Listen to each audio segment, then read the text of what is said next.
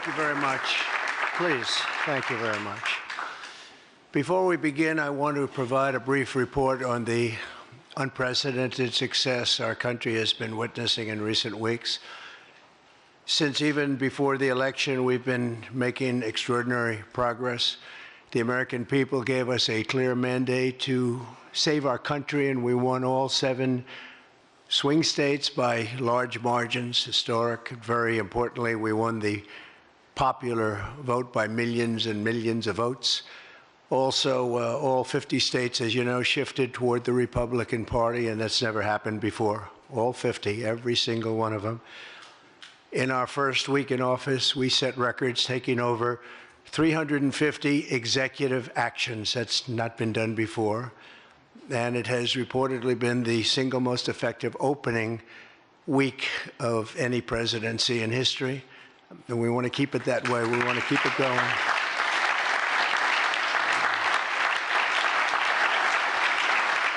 We want to keep it going. We've broken from decades of failed Washington policies and restored common sense and sanity to our government. We've unleashed American energy, and we've already achieved record low illegal immigration. As you see, there's nobody trying to get in. And that's what we've been waiting for a long time, and gotten woke ideologies out of our government and out of our military. The water has now begun flowing in California as we continue to increase the flow in coming days.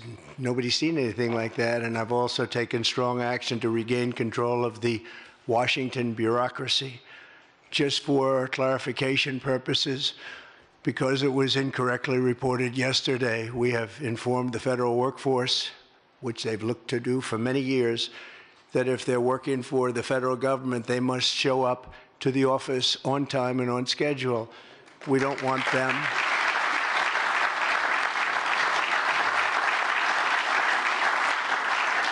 We don't want them to work from home because, as everyone knows, most of the time they're not working, they're not very productive, and it's unfair to the millions of people in the United States who are in fact working hard from job sites and not from their home. As federal employees, they must meet a high standard. They're representing our government. They're representing our country. If they don't agree by February 6th to show up back to work in their office, they will be terminated, and we will therefore be downscaling our government, which is something that the last 10 presidents have tried very hard to do but failed. Most of the people we're talking about have not been going to their federal offices in many, many years, from even before COVID, but they have nevertheless been paid. Some have worked, some haven't worked, and most of the studies say that some have just gone through the motions. We may ask these people to prove that they didn't have another job during their so-called employment with the United States of America, because if they did, that would be unlawful, as you understand. A lot of people are getting paychecks, but they're actually working other jobs. So they'll have to prove that to us, that they weren't. In any event, we're requiring them to show up to work or be terminated. We think a very substantial number of people will not show up to work, and therefore our government will get smaller and more efficient. And that's what we've been looking to do for many, many decades, frankly.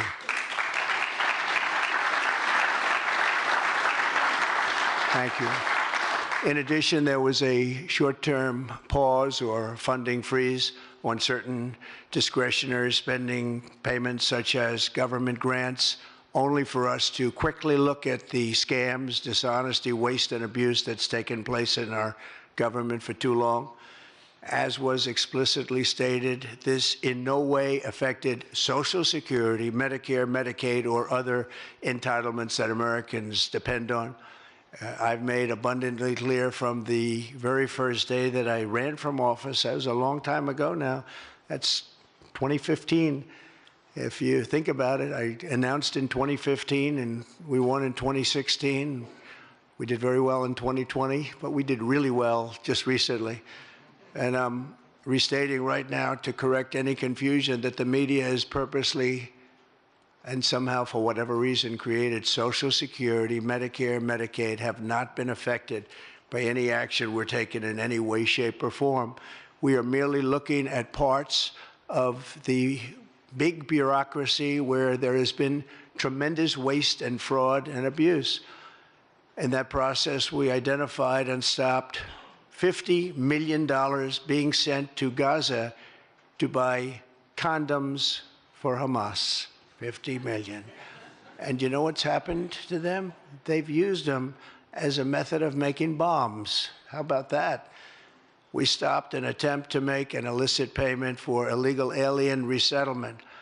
We canceled $181 million in DEI training contracts. This is just for the training of people in DEI, which has been terminated and completely terminated. And we paused $1.7 billion in unauthorized payments to foreign organizations, including stopping more than $40 million that was on its way out the door to the very corrupt World Health Organization, which has not done its job and not done it properly. We also,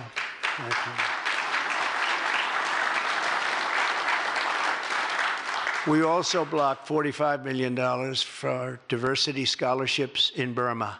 45, that's a lot of money for diversity scholarships in Burma. You can imagine where that money went.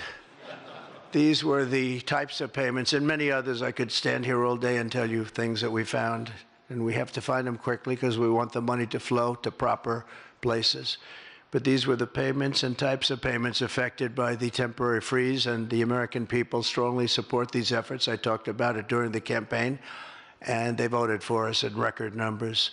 Every single day, we're now putting America first and fighting to get the most out of every single tax dollar for our great citizens. We've gathered this afternoon to take another historic action. However, in a few moments, the Laken Riley Act will become the very first bill that I proudly sign into law as the 47th President of the United States.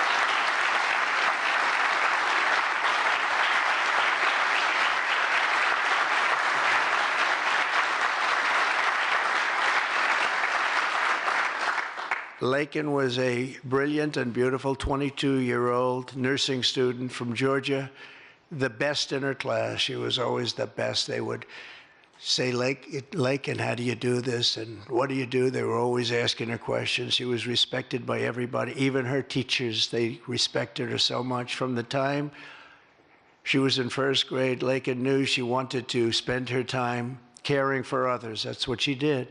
To her friends and classmates, she was a light of warmth and kindness in every single room. To her parents and family, she was everything in the world. They've had a miserable period of time. Just after 9 a.m. last February 22nd, Laken went out for a jog on the campus of the University of Georgia, but she was just never returned. She never came back, did she, huh?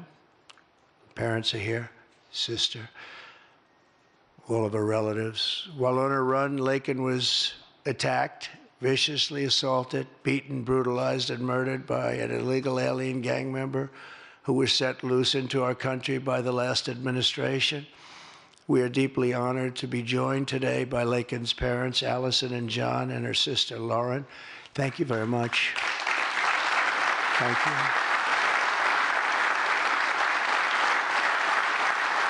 So sad. We were together right after that happened, and it's a tremendous tribute to your daughter, what's taking place today. That's all I can say, but it's so sad we have to be doing it at all. Thank you very much for being here. To Laken's family, we will keep Laken's memory alive in our hearts forever, everyone's hearts. With today's action, her name will also live forever in the laws of our country, and this is a very important law. This is something that has brought Democrats and Republicans together. That's not easy to do. Laken did it. Laken did it.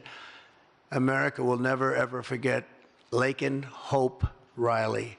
The vicious criminal who murdered Precious Laken was an illegal alien member of the barbaric Venezuelan prison gang known as Tren de Aragua.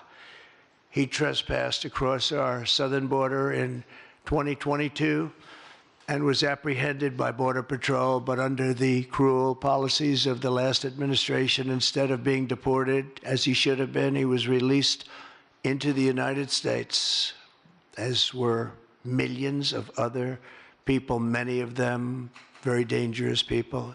And you see what we're doing? We're getting them the hell out of here.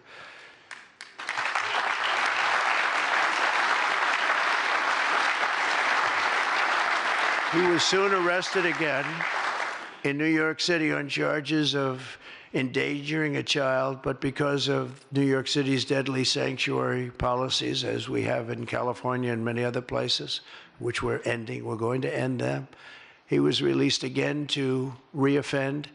The Biden administration then provided this illegal alien criminal with a free, taxpayer-funded flight from New York to Georgia, where he was arrested yet again, constantly, this time for stealing from a Walmart along with his gang member brother, who was a bad one.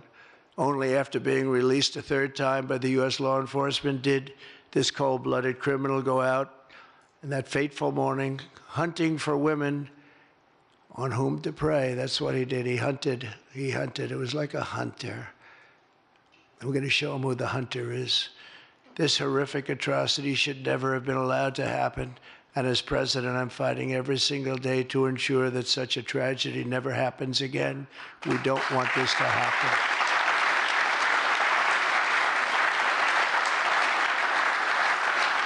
And under the law, thank you. Under the law I'm signing today, the Department of Homeland Security will be required to detain all illegal aliens who have been arrested for theft, burglary, larceny, shoplifting, assaulting a police officer, murder, or any crime that results in death or serious injury. In addition, for the first time ever, this act gives state governments the ability to sue the federal government for immediate injunctive relief if any future administration ever again refuses to enforce the immigration laws of the United States, like happened for 4 long years.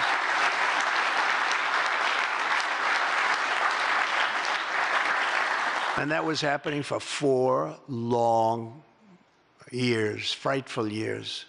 Amazing. You'd say, how can people do this? How can they allow this to happen? How can they allow criminals to pour into our country and then try and defend it? And they're still trying to defend it, but they can't. That's why I'm here instead of somebody else, actually. It's the biggest reason. I believe it's the single biggest reason. Inflation was horrible. Many things were horrible during that administration. When you look at what took place in Afghanistan, the way they got out, not that they got out, but the way so many things were horrible. But to me, this was the worst of all. It's a landmark law that we're doing today. It's going to save countless innocent American lives. I want to thank every House Republican, every Senate Republican, as well as the 12 Senate Democrats and the 48 House Democrats who voted to pass this vitally important bill, and many of them are with us today, and I really do appreciate it. And I very much especially appreciate the bipartisan support. The Democrats, really a big percentage of them came through, and plenty of them wanted to. They probably felt they couldn't, but they really wanted to. That they don't understand that would have made them a lot more popular, would have made them a lot better with their people. The ones that didn't are going to be, they're going to be sorry, because the people are not going to forget that they wouldn't sign. This is a perfect, incredible tribute to an unbelievable young lady. We're joined today by many great supporters of our new strong border policies, and they are indeed strong, including Vice President Vance, thank you, JD, the Secretary Scott Bessent, who just got approved, by the way. Where's Scott? He just got approved. Scott, I'm very impressed. Got a lot of Democrat votes, too. He got a lot of Democrat votes. That's great. I don't know, is that a good thing or a bad thing? I'll have to think about that.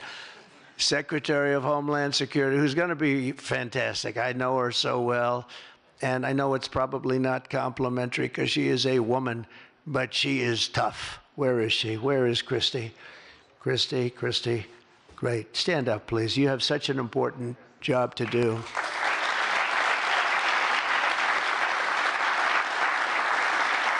Really great. Thank you very much. And don't let that look fool you. That look is She's tough, and she cannot stand that she's having to sit here and even listen to this today.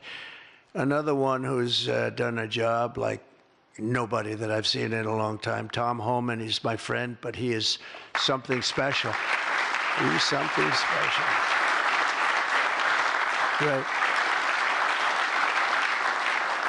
And Tom and Christy, the numbers are unbelievable. What's happened? It's like just shut down. Nobody thought that was even possible. It's just shut down. They showed an area that a year ago had thousands and thousands of people rushing into our country.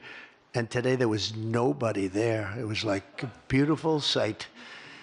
And also Senate Majority Whip John Barrasso. Great guy, great guy. Thank you, John. And I also want to thank the bill sponsors, Senator Katie Britt. Katie, thank you, Katie. And Congressman Mike Collins. And Mike, you were fantastic from Georgia. He took this. He loves his state, and he took this very personally. So it's thank you very much, Mike. As well as Senate Judiciary Committee Chairman Chuck Grassley. Chuck is here someplace. Chuck, thank you very much. You look great. And House Judiciary Committee Chairman Jim Jordan, who's a special guy, special man.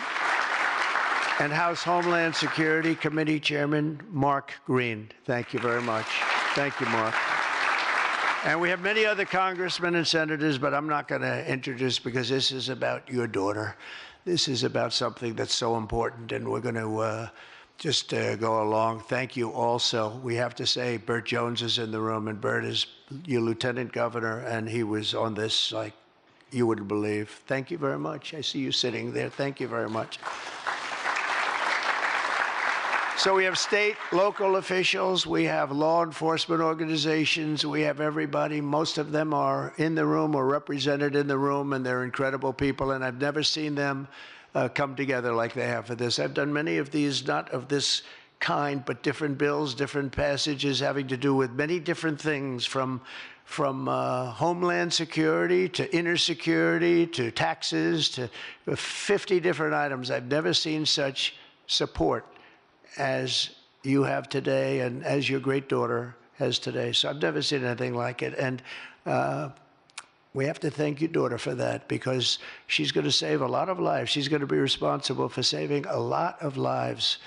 So I'd like to just say to the Angel families, I've been with them and they've been with me from 2015 when I first got this crazy idea in my head to run for president because we can do better as a country. I want to thank so many of the people that are here that have been the angel moms, and we call them angel moms, but they're angel families, fathers and sons and daughters, but they've suffered tremendously like you have for no reason whatsoever. I want to thank Alexis Nungari, the mother of 12-year-old Jocelyn Nungari, murdered last summer by 2 illegal alien gang members released into the United States by Joe Biden's open border stupid policies. And thank you very much, Alexis. I want to thank you very much. We had an amazing trip, and it was really special to meet you and your family. Appreciate it very much. So sad we have to be here, frankly. And Jocelyn, as you know, is in our hearts, as she was then. It was an amazing day we had, a great day. But it was a day of celebration of somebody that unfortunately won't be with us. But she is with us now, you know that. Here also is Patty Morin, the mother of Rachel Morin, killed 2 years ago by an illegal alien who was let into our country by the last administration's ridiculous, weak policies. Open border, can you imagine? When I heard open border, I said, oh, that's terrible. They're going to release their prisons all over the world. They're going to release their prisons into our country. That's exactly what happened. Patty is joined by Rachel's brother, Michael, Rachel's daughter, Clementine, and sister-in-law, Shannon. Thank you all for being here. We appreciate it very much. Thank you very much. Thank you. With us as well is the loving family of Kayla Hamilton, a 20-year-old girl murdered in July 2022 by the MS-13 illegal alien gang member who is violent, vicious, and they knew it, and they didn't do anything about it. And I want to thank you to Kayla's mother, Tammy, and her grandmother, Kathy, and her stepfather, Jeremiah, very much. And finally, I want to thank others who have also suffered this horrible scourge that goes on with young people being killed, and other people too, but young people, largely young people being killed. Thank you to Scott Root, the father of Sarah Root, killed at 21 years of age. Think of that, 21, by an illegal alien. Shouldn't have been in our country, would have never been in our country if we were here. What a sad thing. To each of these angel families, we love you and we stand in awe of your courage and your strength. It's the toughest thing anybody has to go through. Many of the angel families here today were betrayed by the last administration and with its heartless and foolish and really very, very arrogant and very, very dumb policies. Policies that aren't even believable when you talk about common sense. I say we're the party of common sense, but the Democrats also, they have plenty of common sense, and that's why so many are here today and so many supported what we're doing. The very government that was supposed to protect their daughters instead opened our borders and transported the world's most dangerous criminals straight into their communities. They came from prisons and jails and insane asylums and mental institutions from all over the world, not just South America. People think South America. They come from all over the world. They come from every continent. And they came here by plane, and they were loaded onto buses, and they were driven right up to our border, and they drove right through the border, and nobody even said a word to them. And in those buses and those cars and those trucks were some of the meanest criminals anywhere in the world. As of last September, 425,000 illegal alien criminals were roaming free, including 13,099 convicted illegal alien murderers, of which about almost 50% killed more than one person, and they were roaming all over the country in our farms, in our cities. Under the Trump administration, we're moving with urgency and speed to get these vicious and violent criminals the hell out of our country and to restore law and order to our suburbs, our cities, and our towns. And we're going to do it with Tom and with Christy and with all of the people that are working so hard on this. This week, compared to a comparable time a year ago, think of this, the number of illegal border crossers has already fallen by more than 100%. And because the election was coming, they started getting a little bit tougher on the border. They tried to follow our policies, and they did much better, but it still was horrible. The numbers were still horrible, so that's 100% over those. They only did it because of the election, so they knew what they were doing was wrong. And those who do cross the border, and you're seeing that every time, all you have to do is turn on your television set or pick up a newspaper, or read any form of new media, because we have a lot of new media today, fortunately, that's letting the word get out. But they're watching these people be captured and removed from our country. ICE arrests have risen by 15 times in just a short period. And over the past 8 days, the heroes of ICE and Border Patrol, we can never forget Border Patrol. Those people, I've gotten to know so many of them. Our border czar, as you remember, never went to the border and never made a phone call. She was the border czar. She never made one phone call. They went to the heads of the border. They went to the heads of ICE. Did you ever get a call? No. And she admitted she never made one call, but she was the border czar. And that's exactly what our border was all about. The heroes of ICE have arrested thousands and thousands of illegal alien criminals, including hundreds of gang members, traffickers, child predators, terrorists, and murderers. For the first time in history, we're loading dangerous and illegal aliens into military aircraft and flying them back to the places from which they came. You probably read about Colombia 2 days ago. They said, no, we're not taking them. I said, we're going to take them.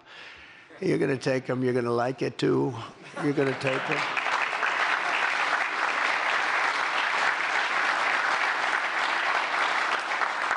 They talked about, we're not going to take people that are in shackles. I said, well, but the people that are in shackles are murderers, they're drug lords, they're rapists, they're very tough people. They make our criminals look like very nice people. That's about the only thing that comes out of this. And I say, could you imagine you're a pilot on the plane and you have your co-pilot and you're sitting there and you have 150 people, no shackles, and they like to murder people? This would not be a good flight.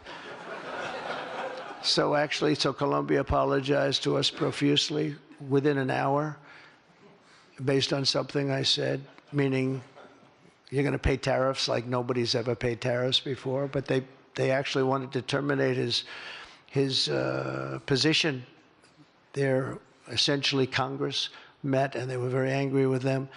But they actually said they were going to send the presidential plane to pick up these criminals and to bring them because they didn't want to inconvenience us or have us do a second flight, and that's what they did. And I appreciate it, and I do appreciate the people of Colombia are wonderful people, and the representatives really acted well, and I appreciated they took back that tough talk. But, you know, we may have tough talk from others, but it's not going to mean anything. They're going to all take them back, and they're going to like it, too. They're going to like it. They're going to take it back, and they're going to like it. Today, I'm also signing an executive order to instruct the Departments of Defense and Homeland Security to begin preparing the 30,000-person migrant facility at Guantanamo Bay. Most people don't even know about it. We have 30,000 beds in Guantanamo to detain the worst criminal illegal aliens threatening the American people. Some of them are so bad we don't even trust the countries to hold them because we don't want them coming back, so we're going to send them out to Guantanamo. This will double our capacity immediately, right? And tough. That's a tough place to get out of. Today's signings bring us one step closer to eradicating the scourge of migrant crime in our communities once and for all. And it was just it's just an unforced error that we even have to be doing this. Now we need Congress to provide full funding for the complete and total restoration of our sovereign borders, as well as financial support to remove record numbers of illegal aliens.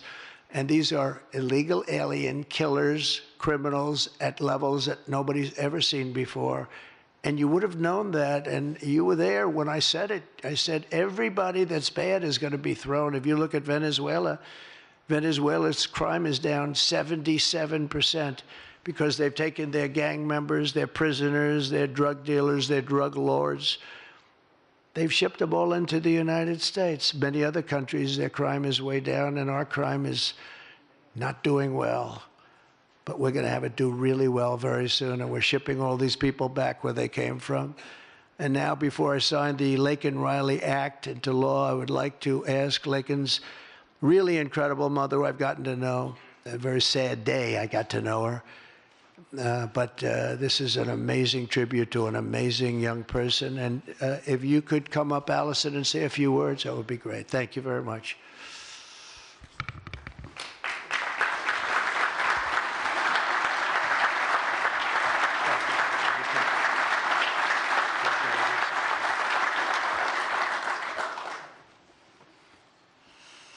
Thank you. President Trump.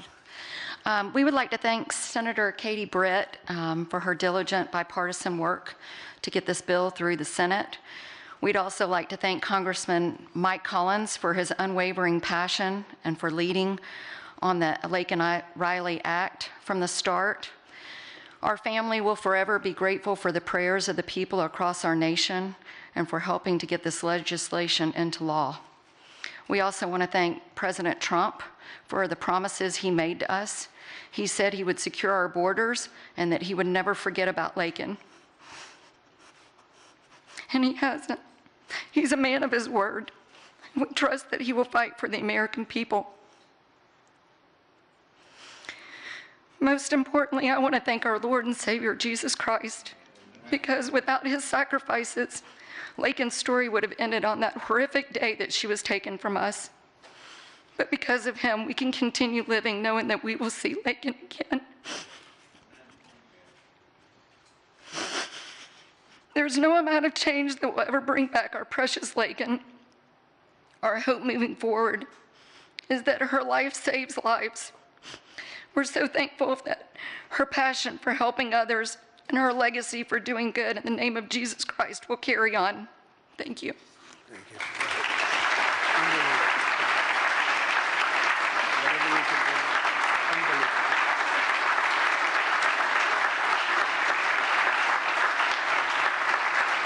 Come on, why don't you stand right behind me? Stand right over here.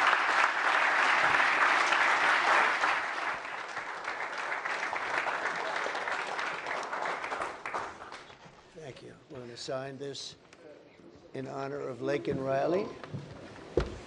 Come on up here, some of the people that we love that have been so instrumental. Okay?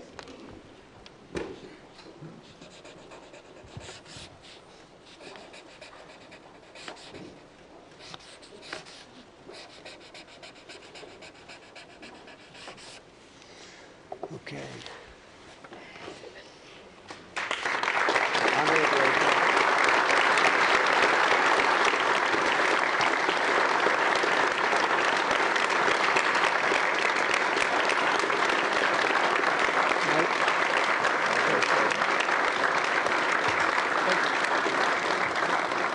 Thank you, everybody. Mr. President, government funding, can you take a quick question on government funding, the pause? I don't think this is appropriate time, really.